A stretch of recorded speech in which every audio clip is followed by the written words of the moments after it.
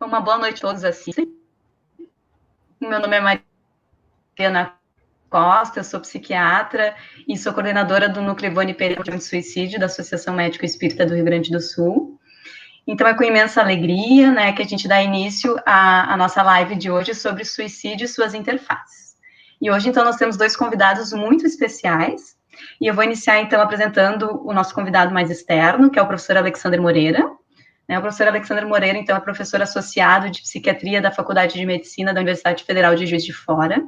Ele é fundador e diretor do NUPS, que é o Núcleo de Pesquisa de Espiritualidade e Saúde da Universidade de Juiz de Fora, e coordenador das sessões de espiritualidade e psiquiatria das associações mundiais de psiquiatria, latino-americana e brasileira de psiquiatria. Então, Alexander, é um prazer estar aqui contigo nessa noite. Muito obrigada, é uma honra para nós da Merges te receber nessa noite de hoje. E a Oi, Mariana. Olá, Michele. Pode falar, Alexander, desculpa. Não, queria só agradecer, né, a oportunidade de estar aqui, agradecer a Mariana, o convite, estar aqui junto com a Michele também, conversar com vocês sobre um tema tão importante. Obrigado. Obrigada. E a Michele, então, que é psicóloga, Michele Ponzoni dos Santos, né, psicanalista e terapeuta junguiana. Ela faz parte do Departamento de Saúde Mental da Merges, né, e da AME Brasil. É membro também do Instituto Junguiano do Rio Grande do Sul, professora dos nossos cursos da Joana de Ângeles, aqui na Merges, e trabalhadora espírita do Grupo de Irmãos de Boa Vontade da Ernesto Miller, e também é a fundadora do nosso núcleo, Ivone Pereira, né, Michele? Ela que coordenava, então, até o ano passado, o núcleo. Imensamente feliz de poder estar aqui com vocês, podendo fazer parte desse momento, né, nesse dia tão especial, em que a gente então, a ideia busca, então, prevenir é a gente ter, assim, é uma honra para nós do Núcleo Ivone Pereira receber esses convidados tão queridos e tão especiais para nós, né, com o objetivo da gente falar, então, de forma séria e responsável de um tema tão importante, que é esse tema, o suicídio, bem no dia de hoje, que é o dia, então, escolhido mundialmente como o dia de prevenção do suicídio, né. Então, a ideia é nós termos uma live, assim, com uma duração de aproximada aí de 40, 50 minutos, em que a gente vai fazer um bate-papo mesmo, algo mais livre, né, com algumas perguntas norteadoras, mas que a gente possa conversar de uma forma amigável e tranquila sobre esse tema, que é um tema tão importante. Então, eu gostaria de iniciar perguntando para o professor Alexander, né, se ele poderia nos esclarecer, né, do ponto de vista científico, por que uma pessoa chega ao suicídio, né? O que leva ao indivíduo a tirar a própria vida, Alexander? Muito bem. Então, acho que a primeira coisa que a gente precisa de lembrar é que a saúde e a doença é um equilíbrio dinâmico, né? Eu tenho fatores que nós chamamos de salutogênicos, que geram a saúde, e tenho fatores chamados de patogênicos, que geram a doença. E todos nós temos fatores dos dois. E esses fatores, nós chamamos, de modo de vista integrado, devem ser abordados do ponto de vista bio, psico, sócio, espiritual. Ou seja, nós temos fatores biológicos, patogênicos ou salutogênicos. Por exemplo, eu posso ter uma genética com predisposição para depressão, por exemplo, negativo. Mas eu posso fazer atividade física, um fator biológico saudável. Do ponto de vista psicológico, o modo como eu vejo o mundo, o modo como eu encaro as vivências, pode ter aspectos positivos e negativos, do ponto de vista social, o ambiente que eu vivo, e do ponto de vista espiritual, nós vamos discutir também aqui esses aspectos. Bom, nós temos essa interação desses fatores, e há uma série de fatores que são fatores de risco, e outros fatores protetores em relação ao suicídio. Então, o suicídio é decorrente desse equilíbrio de fatores. E na prevenção de qualquer doença, de qualquer problema, inclusive do suicídio, nós buscamos sempre diminuir os fatores patogênicos, os negativos, e aumentar os fatores positivos. Neste equilíbrio, para que a balança pese o lado positivo. Especificamente sobre o suicídio, nós sabemos que a presença de um transtorno mental, mais de 95% das pessoas que morrem de suicídio possuíam algum transtorno mental, especialmente quadros depressivos, quadros de uso de álcool e outras drogas. Não quer dizer que as pessoas que têm esses quadros vão se suicidar. Na verdade, a imensa maioria não faz. Mas, entre os que morrem, a maioria tem, e, infelizmente, não bem tratado. né? Então, ou seja, nós vamos aqui poder conversar um pouquinho mais sobre isso, mas a presença de um transtorno mental e, por outro lado, a falta de esperança, de perspectiva, de um sentido existencial que dê significado para as dificuldades da vida e para a vida em si, seriam dois grandes fatores de risco. Então, quando a gente pensa no comportamento suicida, a gente pensa, do ponto de vista científico, num comportamento muito complexo, né, Alexandra, que não é um único fator que leva o indivíduo a tirar a própria vida, assim, né. E eu não sei o que talvez a gente poderia dizer para as pessoas, né, que têm familiares, conhecidos que cometeram suicídio, aí não sei se a Michelle também quer contribuir, porque não é incomum a gente se ver os sobreviventes do suicídio, essas pessoas, né, os entes queridos, se perguntarem por que será que esse meu ente tirou a própria vida, né? Ou se perguntarem, e se eu tivesse feito aquilo, e se eu tivesse ligado, né? E se eu tivesse falado alguma coisa, né? Muitas vezes a gente fica tentando buscar a causa num acontecimento específico, né? Então, pelo que a gente pode compreender, o comportamento suicida é algo muito mais complexo do que isso, né? Eu estou de acordo, assim, com o que o Alexandre está colocando, porque, de fato, a pessoa que se suicida está doente. Eu acho que isso é muito importante da gente ter esse diferencial. E eu costumo dizer também que a grande maioria das pessoas com quem eu tive a oportunidade de conversar, pacientes, suicidas sobreviventes, eu pude constatar que as pessoas não queriam de fato morrer, mas queriam se livrar de um sofrimento que não estavam encontrando saída, queriam parar de sofrer, queriam parar de incomodar os outros, na sua concepção, vamos dizer assim, devido aos seus problemas, aos seus quadros depressivos, ou queriam fugir de alguma situação com relação a qual não sabiam o que fazer. E se tivessem eles uma garantia de que aquele sofrimento teria um fim, de que poderia ser atenuado, todos eles me diziam que aguentariam um pouco mais. Então, eu acho que, inicialmente, assim, o tratamento é um fator de proteção importantíssimo, né, junto do qual as questões de fé, que a gente vai falar um pouquinho hoje também, podem se aliar de uma maneira bem importante, né. Agora, com relação aos familiares, a gente sabe, os familiares e pessoas próximas, e enfim, a gente sabe, segundo os dados da Organização Mundial de Saúde, que um suicídio consumado deixa de 10 a 12 pessoas adoecidas, se não mais, né.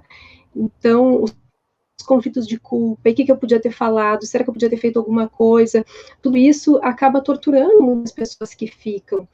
Então, acho que isso a gente vai abordar um pouquinho também agora, né, porque a pessoa que comete um ato desses tem uma ambivalência muito grande. Quer morrer, mas ao mesmo tempo quer viver. E é nessa ambivalência que a gente aposta nossas fichas também, no sentido de trabalhar a prevenção, né? Então, a ideia... Não tomar muito tempo, quero deixar a gente conversar. Sim. Então, a ideia é que é um ato de alguém que está querendo se livrar do sofrimento, né? Alguém que está em um sofrimento mental muito grande e que quer se livrar daquele sofrimento e não acha uma outra saída, né? E, porque muitas vezes a gente entende como um ato de covardia ou como um ato de coragem e na verdade, é um ato de alguém que está em sofrimento. Acho que é essa conclusão, pelo que eu estou entendendo, dos teus pacientes, de que tu percebe, assim. Exatamente. Tanto na clínica, quanto no hospital psiquiátrico, né? Então, é tirar essa visão de que o paciente suicida é covarde ou é valente. Não, é uma pessoa que está doente. E, como tal, precisa de ajuda. Bom, e a gente está aqui dentro da Associação Médico Espírita, né? Então a gente tem que falar sobre o papel da espiritualidade, né, na prevenção de saúde mental e de suicídio, né?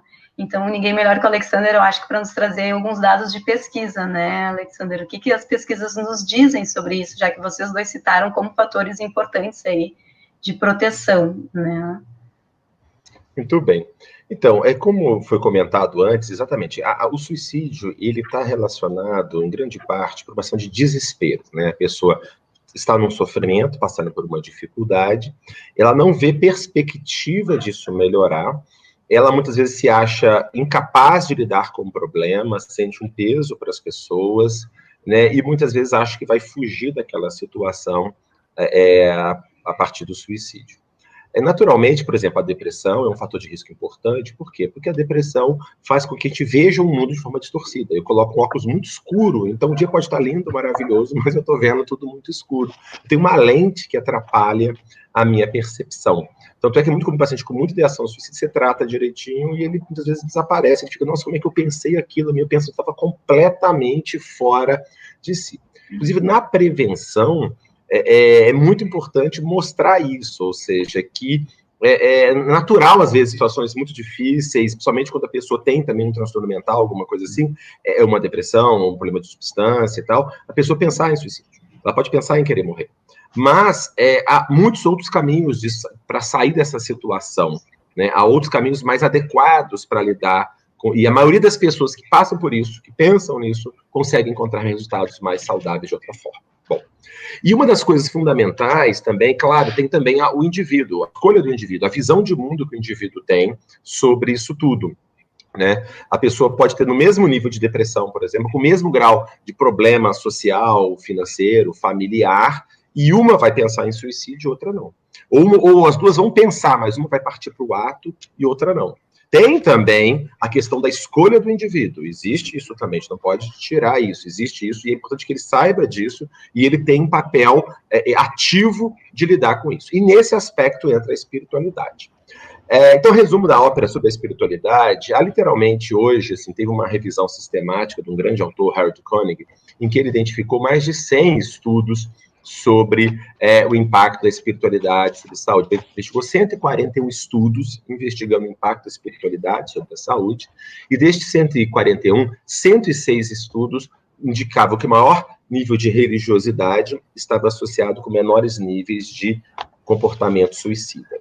E só para a gente ter uma ideia da importância disso, na prática clínica, a gente vê isso com muita frequência, né? A gente que atende paciente, é muito comum o paciente falar, olha, eu estou muito desesperado e tal, eu só não me mato. As duas coisas mais comuns, por causa dos meus filhos, que eu tenho que cuidar, alguma coisa assim, ou por causa da minha religião, porque eu sei que não vai adiantar. Né? Ou, especialmente, num paciente espírita, é muito comum ele falar, olha, eu li vários livros, eu sei a consequência do suicídio, isso nem passa pela minha cabeça. Então passa, mas eu sei que não vale a pena. Então, este é um fator importante, a compreensão, dentro da perspectiva religiosa, de que o que ele queria que acontecesse, que seria acabar com o sofrimento e desligar a chave geral e desaparecer tudo, com a visão espiritual, isso não acontece. Então, é um fator importante de proteção. Bom, o que os estudos mostram? O melhor estudo já realizado no mundo até hoje sobre isso, de um grupo de Harvard, do professor Tyler Van Der Weel, eles seguiram quase 90 mil pessoas por 14 anos. E investigaram a frequência a um grupo religioso, no início do estudo. E seguiram por 14 anos e viram quantos morriam de suicídio desses 90 mil pessoas. E o mais surpreendente foi que as pessoas que frequentavam pelo menos uma vez por semana um grupo religioso no início do estudo, ao longo do estudo, morreram 6 vezes menos de suicídio. 6 vezes menos. É um fator muito forte. Não há praticamente outros fatores de risco ou protetores de um tamanho de efeito tão grande.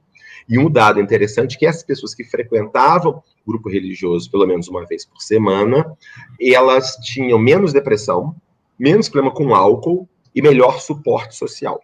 Mas o mais interessante é que, embora esses 3 fatores estão ligados à questão do suicídio, não foi por isso que as pessoas morreram menos de suicídio. Então, se está se investigando, um dos fatores seria justamente esse. A visão de mundo, a visão sobre o problema, a visão de uma vida após a morte, o convívio social no ambiente religioso, a perspectiva de ver outras pessoas passando por dificuldades e superando de modo saudável. Então, há vários modos pelo qual a religiosidade pode impactar, e os estudos têm indicado que, especialmente, né, pelo menos o que tem de dado, né, de pesquisa de modo mais forte, que a frequência a um grupo religioso, quando está regular, é um dos principais fatores protetores nessa área. Eu observo exatamente isso mesmo, essa frase que o Alexander coloca, a gente ouve na clínica mesmo, né, e de espíritas, de colegas de centro espírita, a gente escuta bem isso mesmo, assim, a pessoa com muita vontade de se matar em função de um quadro depressivo, de um desafio existencial, existencial, complicado de lidar, mas já que tem essa consciência da realidade espiritual, então espera mais um pouco, e esse esperar mais um pouco, muitas vezes, é o que permite uma intervenção, que permite com que a pessoa busque ajuda, ou receba uma ajuda, porque o pensamento do paciente suicida é muito rígido, muito drástico. Naquele momento, é tudo ou nada, é 8 ou 80.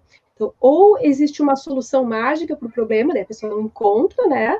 Ou então é a morte, como se fosse então um blackout mesmo, de fechar tudo. E quando a pessoa consegue aguentar um pouquinho mais, é nesse ínterim assim que geralmente a gente consegue então entrar e ajudar, né? Eu acho que essa questão, só um minutinho, Mari, acho que essa questão é justamente isso que a Michelle colocou, é muito importante. Aquele o suicídio tem um pensamento muito rígido mesmo, né? É tudo ou nada, ou vai dar certo, então já era, não tem solução, não vê perspectiva, ou é aquilo, ou é preto ou branco, ele não tem a flexibilidade cognitiva que a gente chama do ponto de vista técnico, né? Muitas vezes, e é isso que gera por aí. E outra questão é exatamente isso, que às vezes é aguardar um pouco mais, buscar ajuda, né? Buscar ativamente ajuda e solucionar o problema. Às vezes a gente fica muito fechado, né? Não busca as ajudas necessárias, espirituais, médicas, psicológicas, dos amigos, seja o que for, né? Buscar ajuda, acho que é um aspecto importante, mas também essa questão tudo passa na realidade, né? Eu acho que essa é a ideia de que as tormentas vêm, mas a bonança vem depois, e tem outra tormenta, vem outra. E aí, só voltando, do ponto de vista espiritual também, há algumas estratégias de coping positivo que a gente chama. Por exemplo, a ideia de que Deus dá o frio conforme o cobertor. Essa ideia, ou seja, acontece algo, eu tenho condições de lidar. Deus não me daria mais forças do que sou capaz de carregar. Então, quando eu tenho essa noção de que eu sou capaz de carregar, isso ajuda muito. Segundo, uma outra perspectiva espiritual. Tudo acontece para o meu bem, tem um propósito, tem uma razão de ser. Então, por mais que seja difícil, mas eu não esteja entendendo, Deus tem uma lição para me passar por isso, e eu posso aprender algo com isso, e eu vou dar conta, e vai ser construtivo. Então, essas percepções, por exemplo, ajudam muito nesse tipo de enfrentamento. Em outras palavras, é encontrar um sentido também para aquilo que a pessoa está vivendo, Sim. né? Esse sentido faz um diferencial enorme. Sim, dá um significado ao sofrimento, né? Exato. Por outro lado, tem o corpo negativo também, né? Às vezes a gente escuta, no espiritismo, eu já escutei muito aquela coisa assim, não vou fazer o tratamento psiquiátrico, ou não vou usar medicação psiquiátrica, porque isso vai atrapalhar no meu trabalho mediúnico. Isso eu gosto muito de frisar, assim, quando eu faço palestra, né, para o nosso público do meio espírita, assim, que acaba um cérebro trabalhando não tão bem quanto poderia, na verdade vai atrapalhar muito mais do que uma medicação que vai estar ali a serviço de organizar, né, as condições físicas, orgânicas da pessoa.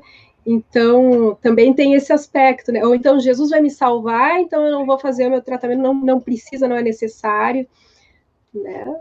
Ou então, a pessoa, às vezes, buscando o suicídio como uma via de se encontrar com aquele familiar querido, desencarnado, né? E aí a gente costuma também trabalhar muito, assim, de poder elucidar que por essas vias, na verdade, a pessoa acaba retardando ainda mais, né? Conforme a gente lê na literatura espírita.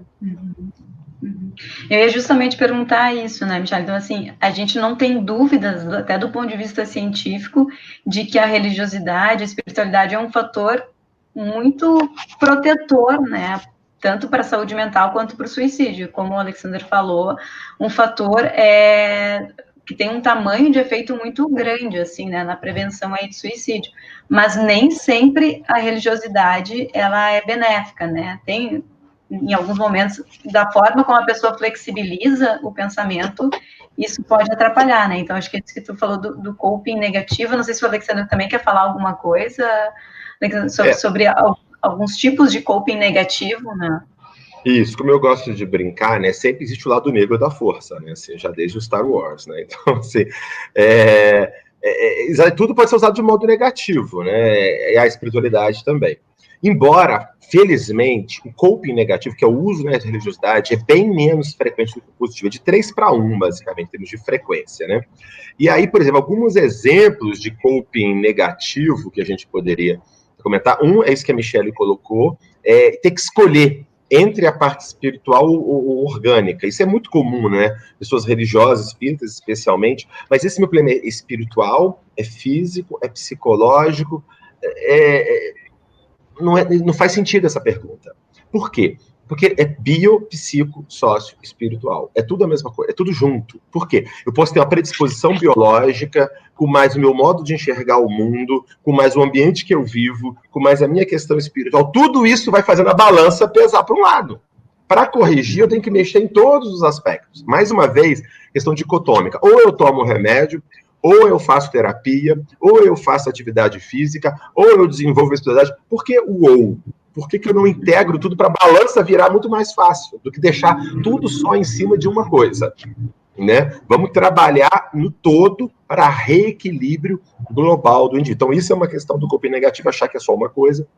Outro aspecto de coping negativo, uma visão passiva também. Ou Deus vai resolver o problema, ou então, do ponto de vista espírita, é o meu karma, então eu fico de braço cruzado, como se as dificuldades fossem para eu ficar de braço cruzado só para eu ficar sofrendo. Não. Em tese, do ponto de vista das tradições espirituais, inclusive da espírita, a dificuldade, o sofrimento é para te mobilizar a utilizar novas forças, usar a sua inteligência, usar a sua capacidade de desenvolver virtudes, perseverança, buscar soluções, etc. Né? Então, essa ideia equivocada de cruzar o braço ou de delegar. Uma outra coisa também, a culpa é do demônio, é do obsessor, é da minha vida passada. Eu vou delegando a causa do problema para uma coisa externa. Portanto, eu estou assim, eu estou com problema no meu casamento porque é meu karma. Então, eu não vou fazer nada. Então, é por causa de um obsessor, ou porque é o demônio, ou porque Deus está me castigando. Aí eu fico de braço cruzado e pronto. Né? Esse é um outro estratégia negativa também de coping. Algo que eu vejo frequentemente dentro da doutrina espírita, muitas vezes a pessoa interpretar como sofrimento, como algo de um castigo por algo que eu fiz numa vida passada. Então eu tenho que um sofrimento de uma forma assim resignada, passiva, né? Então eu tenho que sofrer, eu tenho que passar por isso, eu não posso me medicar, eu não posso, né, usar de algo orgânico para me melhorar também. Eu tenho que me melhorar pela minha força espiritual, mas como, né, acho que a Alexandra está falando, tem a parte biológica também, e acho que isso é importante, né? E, Michele, assim, eu vou aproveitar do teu conhecimento como professora dos grupos da Joana, né, lá do Ernesto Miller, do ponto de vista espírita, assim, isso é uma coisa que a gente se pergunta muito dentro dos nossos estudos do Núcleo Ivone Pereira, né? Se nós temos mentores espirituais, né, se nós temos, né, pessoas que estão nos guiando, né, por que os nossos mentores não intervêm no momento, né, em que a pessoa está pensando em tirar a própria vida, né? O que acontece, né? O que a doutrina espírita nos diz é que, na verdade, eles intervêm e muito, né? Que aí a gente chega naquele grande dilema, né? Determinismo versus livre-arbítrio. Porque até que ponto a gente tem o livre-arbítrio, onde é que eles podem interferir, onde não, porque é aqueles casos assim em que a pessoa está lá e chega alguém de uma maneira inusitada naquela hora e a pessoa acaba se salvando, não se sabe nem porquê, ou é uma coincidência. Esses tempos eu vi uma notícia dos bombeiros que estavam indo num determinado endereço e erraram o endereço, chegaram no outro e acabaram salvando um bebê que estava se engasgando. Então, essas coisas assim, de chegar, eu já tive pacientes assim, que se salvaram por quase inacreditável. Dizer, como é que alguém chegou naquele momento, aquela pessoa, e a pessoa acaba se salvando, né? Então, os mentores espirituais, eles intervêm dentro do possível, mas existe um limite que é o do nosso arbítrio. Eu já atendi pacientes no hospital, por exemplo, que a pessoa furiosa de ter sido internada, de ter sido salva e dizendo assim que quando saísse da internação ia conseguir se matar. Então, é complicado. Até o final da internação, graças a Deus, ela mudou de ideia, mas nem sempre isso acontece, né? Então, a gente vê aquele caso que o Divaldo Franco relata nas palestras dele, talvez muitos que estão aqui nos assistindo conheçam, mas que ele passou o dia inteiro conversando com uma moça para convencê-la a não consumar o suicídio, e aí a gente imagina o que ele deve ter falado, assim, com todo o conhecimento dele, toda a mediunidade, né, e ela acabou se suicidando, e aquilo deixou ele muito chateado, e aí a mentora Joana de Ângeles se aproxima e diz, bom, vamos trabalhar, né, então a gente não tem esse poder todo. Então, eles intervêm, eles auxiliam muito, mas tem um limite, que é o limite do nosso livre-arbítrio. Então, assim como profissional de saúde, a gente não, assim como profissional de saúde tem uma certa limitação, né? A gente faz de tudo para salvar aquele paciente, mas temos a limitação, que é dessa vontade do outro. Sim, então, do ponto de vista espiritual, a equipe espiritual sempre está a postos para nos ajudar, sempre está disponível para nos auxiliar, assim como os médicos encarnados também estão ali disponíveis. Muitas vezes a gente não faz uso disso, assim, a gente, às vezes até por estar doente, assim, tu acha, às vezes até pela própria doença mental, não consegue, fazer uso desse recurso, né?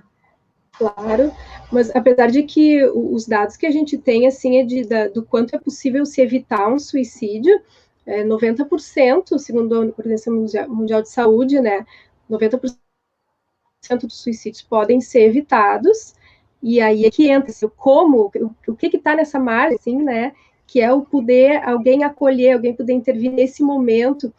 Então, a espiritualidade atua mais do que a gente imagina. Mas tem uma pequena margem aí que, infelizmente, escapa e que está dentro daquela necessidade que a gente tem de passar pelas experiências por nós mesmos para a nossa evolução espiritual, né? E voltando, assim, a essa questão, então né, porque, às vezes, para o profissional de saúde, esse entendimento específico, né, porque a gente vê que, do ponto de vista científico, a religiosidade protege o indivíduo, independentemente da religião, né, e para quem é profissional de saúde, é quase impossível conhecer todas as religiões, né.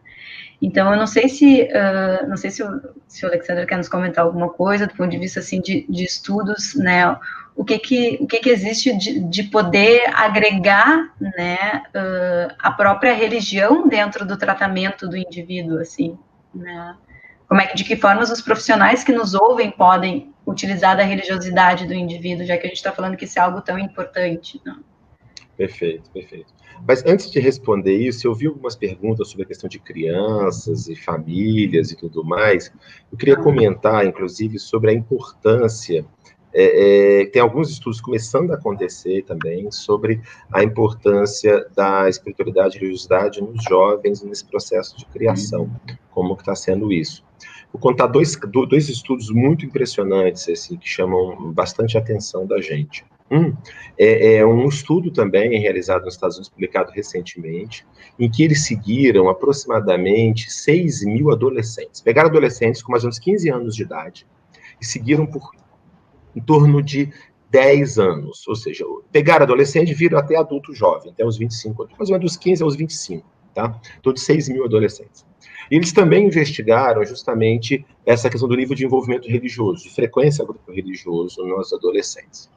E o que foi impressionante, mesmo controlando para questões socioeconômicas, questões de sexo, questões outras, aqueles adolescentes com 15 anos que frequentavam regularmente um grupo religioso, quando eles estavam já com 25 a 30 anos de idade, eles tinham maior satisfação com a vida, eles tinham menos depressão, menos uso de álcool e outras drogas, menos gravidez na adolescência, menos múltiplo número de parceiros sexuais, tinha maior participação em trabalho voluntário, maior senso de missão e propósito na vida. Então, ou seja, o quanto na formação do indivíduo, aquele convívio fez a diferença. Esse é um primeiro dado que eu queria chamar a atenção. Um segundo dado de um outro estudo também, que saiu recentemente também, em que eles estão seguindo 3 gerações por 30 anos. Tá certo? E eles estudaram 214 filhos de 112 famílias. E avaliaram, e eram adolescentes em média de 12 anos e meio. Era de 6 a 18 anos, mas em média de 12 anos e meio. Investigaram nesses jovens de 12 anos e meio, em média, ideação e tentativa de suicídio. E avaliaram o impacto da religiosidade dos pais na tentativa dos filhos. Olha que coisa impressionante. E se percebeu que quando os pais tinham maior nível de envolvimento religioso, de frequência ou de importância, os filhos tinham em torno de 40% menos chance de tentativa ou de ideação suicida, mesmo se os filhos não fossem religiosos. parece que tem a ver com o ambiente que se cria na família, com valores que são passados, não se sabe muito bem a explicação. Mas o fato é o quanto, né, quer dizer, a família, esse ambiente, tanto do jovem frequentando, ou mesmo quando ele não frequenta, o ambiente dos pais pode fazer a diferença também. Então, esse é um outro dado bastante interessante para a gente poder refletir sobre até o impacto desse envolvimento religioso dos jovens no risco de suicídio, etc.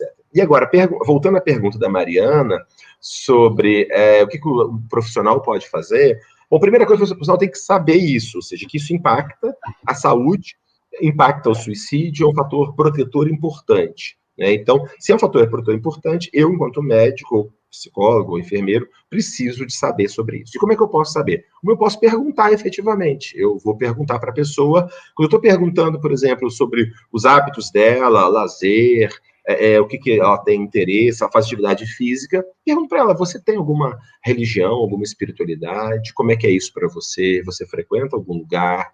Como é que isso impacta o modo como você está lidando com o problema que você está enfrentando? Então, essa é uma coisa. E a outra estratégia nesse aspecto também é tentar saber o que da espiritualidade dele ou ajuda ou já ajudou no passado. Ou seja, que tipo de estratégia de coping positivo essa pessoa já tem. Desde a prática de oração, trabalho voluntário, fazer leituras e meditação, refletir sobre outras pessoas da sua grupo religioso que passaram por isso, frequentar um grupo, ter um enquadro espiritual sobre isso, e a gente pode estimular a pessoa a retomar estratégias saudáveis que ela possa ter. Uhum. E até achei aqui interessante, Alexandra, que tem uma pergunta aqui, né? Quando a pessoa não tem religiosidade, né? Como eu posso ajudá-la na prevenção do suicídio? Porque eu acho que aí que tu está falando, né, da religiosidade, da espiritualidade ser abordada até como algo dentro do... Porque muitas vezes são outras coisas que dão sentido à própria existência da pessoa, né? Tem outros valores de espiritualidade, vamos dizer assim, que não inclui a religião propriamente, né? Isso, então, acho que são dois aspectos. Um é, como eu falei, todos os fatores biopsicossocioespirituais, né? Então, se eu quero promover a saúde, eu vou fazer várias coisas. Eu vou, talvez, dar medicação para tratar, eu vou estimular a pessoa a ter atividade física, às vezes não ficar só na cama parada, retomar alguma atividade que dê prazer, que dê sentido, significado para ela, algum lazer, algum trabalho voluntário, algum trabalho efetivo, retomar os laços sociais na medida do possível, às vezes iniciar a terapia. E, especialmente sobre valores, eu posso perguntar isso. Eu pergunto para uma pessoa, você tem uma espiritualidade? Mas não tem. Ah, beleza, me fala uma coisa, o que é importante na sua vida? O que dá sentido? Qual que é a razão das coisas? Então, você vai começar a tentar entender, o significado da pessoa pode vir no cuidado da família, pode vir na arte, pode vir no trabalho, na política, no estudo, pode vir de várias formas. Então, a gente pode ajudar e trabalhar a pessoa nesse sentido. Ou seja, a gente sabe que a autoridade é um fator muito importante, protetor. A maioria da humanidade tem uma espiritualidade, então pode ser trabalhada. Para essa minoria que não tem, a gente deve trabalhar os outros fatores protetores. Então, a ideia é que o profissional possa abordar, sabendo que a religiosidade, né, é um fator protetor e a própria espiritualidade, que ele possa abordar, então, de uma forma assim como ele aborda outros assuntos dentro do tratamento, né, daquele paciente. Mas eu penso que muitas vezes o profissional não vai ter, por exemplo, esse conhecimento específico que a Michelle está nos trazendo, né, Michelle, por exemplo, né, que eu te fiz a questão dos mentores espirituais, né, e como a gente está aqui dentro de uma atividade da Associação Médico Espírita, né, outra questão também que a gente discute muito no grupo, que talvez seja interessante poder tornar mais claro talvez para o nosso público, que eu acho que é preferencialmente espírita, que deve estar nos ouvindo, né? Não sei se todos, né, mas também o que acontece após o suicídio do ponto de vista espírita, né, para onde vai a alma daquele meu ente querido, daquela pessoa, né, necessariamente, né, esse indivíduo ele vai estar em sofrimento, né? Então, eu queria poder te ouvir um pouquinho, aproveitar esse teu conhecimento aprofundado da doutrina, assim, que tu tem. Acho que a Michelle está trancando um pouquinho. Inicialmente, deixa eu só me desculpar que deu um probleminha na minha conexão, aí por isso que eu fiquei instável, eu caí, mas agora voltei. São coisinhas que a gente tem que dar conta nesse período em que a gente se encontra, né? Mas, enfim, com relação ao que tu perguntasse, Mari, o que a doutrina espírita nos esclarece é que, num primeiro momento, sim, num primeiro momento, a gente tem uma situação de sofrimento, uma situação ruim, porque a morte pelo suicídio, ela é traumática. Então, o que a gente vê dos relatos em grupos mediúnicos, ou então através da literatura espírita, é que o estado em que a pessoa entra depois de uma experiência drástica como essa, é um estado semelhante ao do estresse pós-traumático. Sabe assim, do que quando a pessoa passa por um assalto, e aí depois fica com aquela vivência do assalto, parece que fica reproduzindo aquilo, sentindo aquela adrenalina toda, né, ou tendo um ataque de pânico. No caso do suicídio, a pessoa fica revivendo o instante da morte por algum tempo, até que aquilo consiga ir sendo absorvido pelo psiquismo, até que aquilo vá sendo elaborado. Então, em função disso, são dois elementos, assim, né? Acho que a Michelle caiu de novo. Vamos ver se ela volta rapidinho. Outro aspecto, Mariana, que eu queria comentar, aproveitando enquanto a Michelle não, né, vai voltar, uma coisa que tem sido chamando muito atenção, e que tem havido até com um certo aumento, né, das taxas de suicídio, é a ideia justamente de uma desesperança. Né? E tem até um prêmio Nobel americano de economia que chamou mortes por desespero. Tem havido um aumento, especialmente nos Estados Unidos, mas também em outros países, o aumento da mortalidade por suicídio e por consequências decorrentes do uso de álcool e outras drogas. E esse tem acontecido de uma forma que, por exemplo, nos Estados Unidos, pela primeira vez em 100 anos, está diminuindo a expectativa de vida ao nascer, devido a tanta mortalidade, principalmente pelos opioides, encadeamento dos opioides, e a questão do suicídio. E o que tem sido discutido, basicamente, é o quanto essa morte por suicídio, essa morte por desespero, está ligado a gente na perda de sentido e propósito existencial, de não ver esperança nas coisas, e parece que, mais profundamente, isso está ligado a uma desestrutura do contexto familiar em que a pessoa cresce, um afrouxamento dos vínculos sociais e dos propósitos existenciais. E nesse sentido, inclusive, também só para citar uma outra pesquisa bem interessante que acabou de sair agora, em que eles avaliaram 100 mil profissionais de saúde nos Estados Unidos, por 15 anos, 100 mil pessoas por 15 anos. E eles investigaram também a mesma coisa, a frequência a grupos religiosos. E perceberam que essa frequência a grupos religiosos reduziu em torno de 40% essas mortes por desespero. Ou seja, provavelmente devido a esses mecanismos que nós estamos comentando aqui, né, de dar sentido para o sofrimento, dar sentido para a vida, enxergar as dificuldades numa perspectiva maior, mais do que eu me concentrar só naquilo que está acontecendo ali. A ideia espiritual, de modo geral, é expandir a perspectiva, é enxergar mais alto, mais longe, aí a coisa adquire a sua real dimensão. Um sofrimento importante daquele momento, mas é uma parcela de uma coisa muito maior e que tem um significado e um propósito muito maior. Né? Então, acho que esse é um desafio bastante interessante para a gente refletir. Eu estava falando a respeito... Eu estava falando a respeito do que se passa depois da morte, né? O que a gente vê na literatura espírita e também o que a gente escuta nos grupos mediúnicos, porque o espiritismo tem isso, né? As pessoas dizem, ninguém voltou para contar, mas nas mesas mediúnicas eles voltam para contar. Então, a gente tem também essa via de informações, né? Mas antes de mais nada, eu recomendo o Memórias de um Suicida, da Ivone Pereira, e o Recordações da Mediunidade, que dá para poder estudar, para quem não conhece, ou quem está começando no espiritismo, né, é bem interessante para poder ter contato com essas informações. Mas, então, o que se passa, né? Do ponto de vista espírita, a questão, ela vai além da questão moral, não é apenas uma questão moral, é uma questão praticamente física. Quando a gente pensa no psíquico com uma ligação com a matéria, e especialmente com a matéria sutil, que é o que a gente chama do perispírito, né, a gente sabe que existe uma ligação, então, e que quando acontece a morte pelo suicídio, é que quando a gente planeja a reencarnação, a gente vem como se fosse com uma quantidade X de combustível, que é a nossa energia vital. E aí, quando acontece, vamos dizer assim, para viver X anos sobre a Terra, e se a pessoa, então, né, comete o suicídio muito mais cedo que isso, é como se precisasse um determinado tempo até poder auxiliar a se dissipar essa energia vital grande, assim, até que o espírito possa se desligar do corpo físico. Então, por isso que se diz que quando a pessoa se mata, fica mais tempo ligada ao corpo, demora um pouquinho mais para se desligar, há essa dificuldade, aí a pessoa sente, então, todo o desconforto do início da decomposição do corpo físico, né?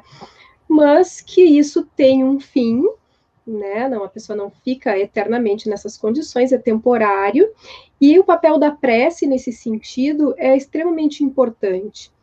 Eu gosto de lembrar também um relato do Divaldo, quando ele conta o rapaz que se suicidou na frente do trem, e aí o Divaldo ficou muito sensibilizado com aquilo, e colocou no seu livrinho de preces lá, e aí todo dia fazia uma precezinha pelo rapaz. E aí, anos depois, o rapaz aparece para ele e conta que, durante um primeiro momento, ele ficava com essa impressão, que parecia um estresse pós-traumático, como eu dizia antes, com a cena da morte vindo na cabeça. E aí, de tempos em tempos, ele escutava aquela oração do Divaldo, e aquilo parece que dava um pequeno espaço de tempo, assim, de relaxamento entre aquelas crises que ele estava vivenciando, né? Então, a prece tendo essa intervenção direta, objetiva, no sentido de trazer um alívio momentâneo e que aos pouquinhos foi ajudando na recuperação daquele rapaz.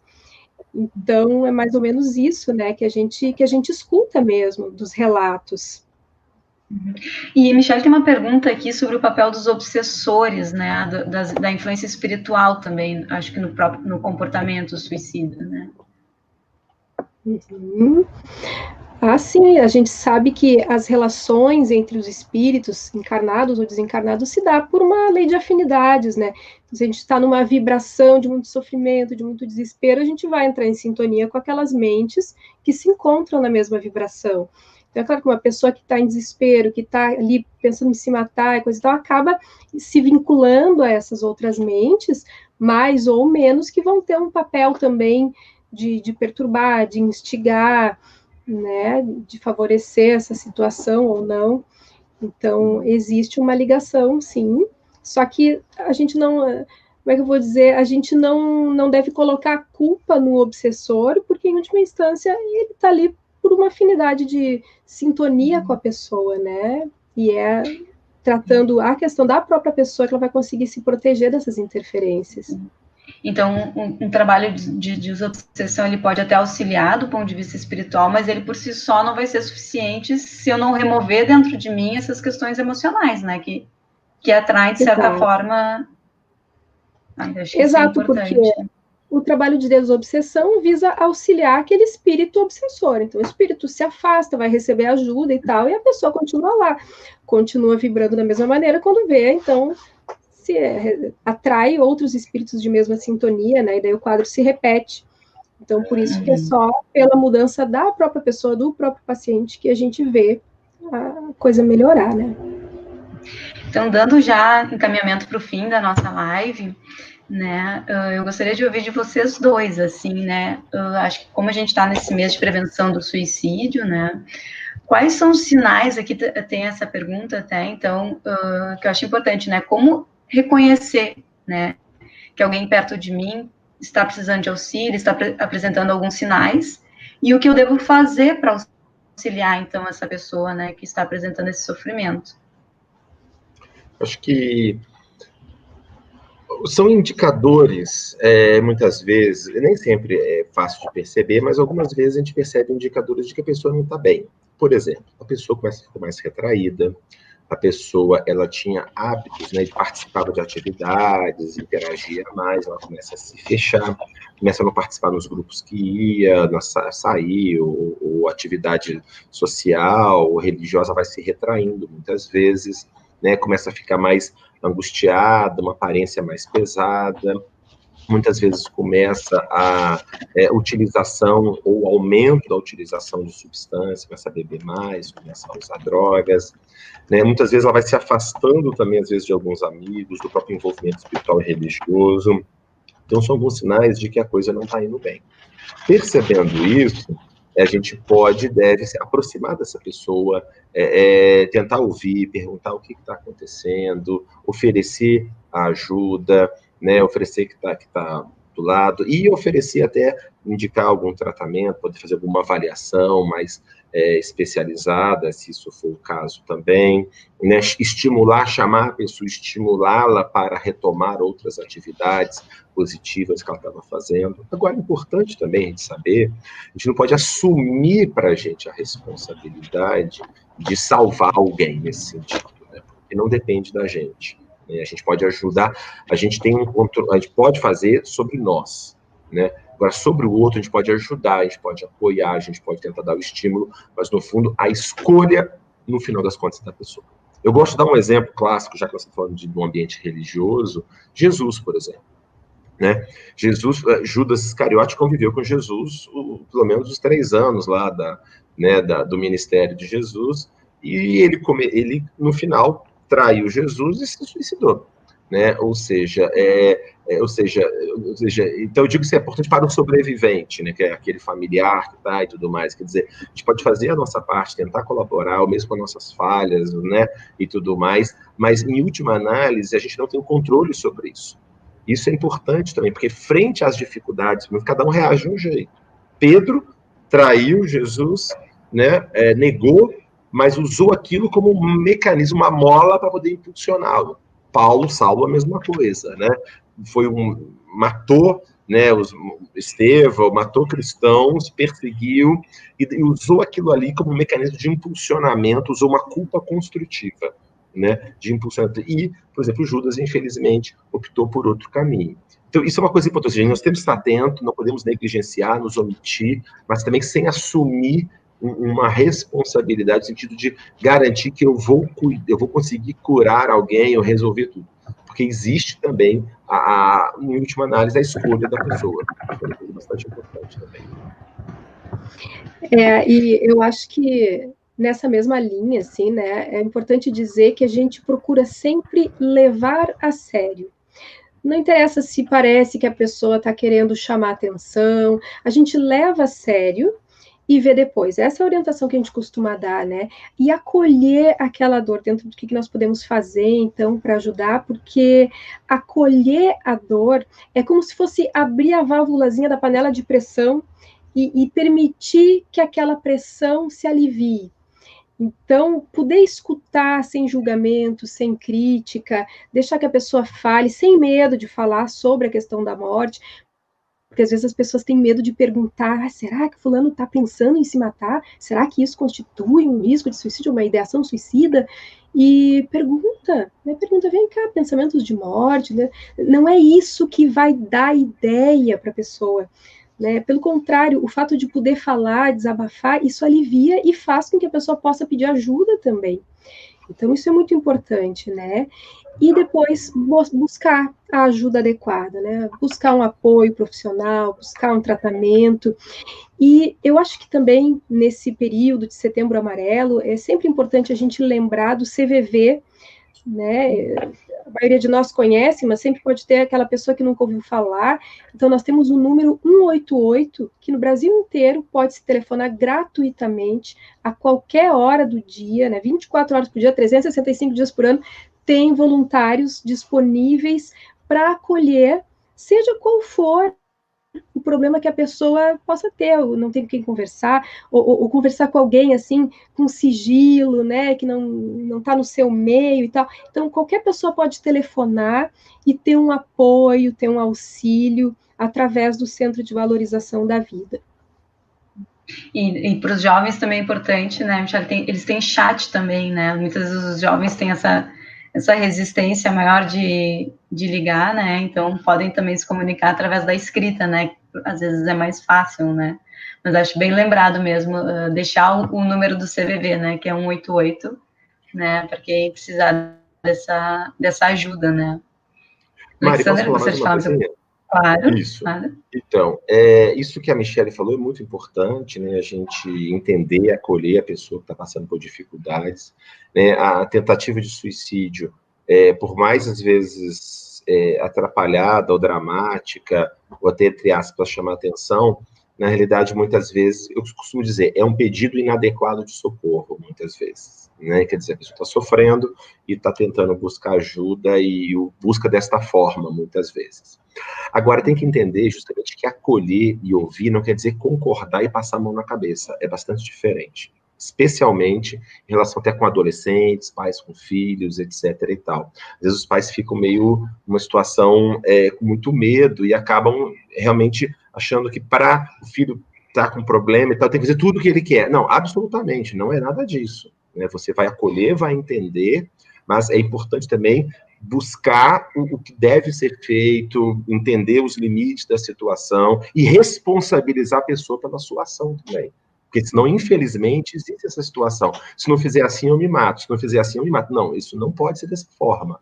Ou seja, você tem que ser responsável pela sua ação. Eu estou aqui para te ajudar, não para fazer tudo o que você quer. Isso vale para qualquer pessoa. Assim como amigos. Às vezes um amigo quer ajudar o outro e o outro até por carência, acaba usando isso de modo de manipulação, não no sentido negativo, de perversidade, mas a pessoa às vezes não entende que ela consegue obter o afeto de outra forma, né? Então ela acaba usando isso de um certo modo. Então, lembrar que acolher sempre, mas isso não quer dizer ser conivente ou ser manipulado pela outra pessoa. Né? Eu vou acolher, vou ajudá-la a buscar solução, ajudá-la, não vou assumir a coisa e nunca assumir assim, ela tá assim por causa de mim, eu é que tenho que resolver tudo para ela. Não é assim que funciona, nem com amigos, nem pai com os filhos, etc. Para isso, inclusive, situações difíceis, delicadas assim, buscar a ajuda de algum profissional para ajudar a orientar e lidar com essa situação também.